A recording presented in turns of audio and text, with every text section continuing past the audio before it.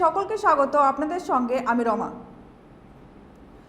কুলটির বাংলা ঝাড়খণ্ড সীমানায় চেকিংয়ের সময় গ্রেফতার এক যুবক। ধৃতের কাছ থেকে একটি বন্দুক ও কিছু কার্তুজ উদ্ধার করেছে পুলিশ। বরাকরের কুলটি থানার পুলিশ গভীর রাতে ঝাড়খণ্ড বাংলা বরাকর চেকপোস্ট চেকিংয়ের সময় একটি অটো থেকে বিকাশ লাল শ্রীবাস্তব নামে এক যুবককে গ্রেফতার করেছে। যুবকটির কাছ থেকে একটি বন্দুক ও কিছু কার্তুজ উদ্ধার করেছে পুলিশ। এই বিষয়ে জানা গিয়েছে, বিকাশ লাল শ্রীবাস্তব ওই এলাকারই বাসিন্দা। কুলটি খিলানধাওড়া এবং বরাকর পুলিশ এখন গ্রেফতারকৃত যুবককে নিয়ে বিস্তারিত তদন্ত শুরু করছে।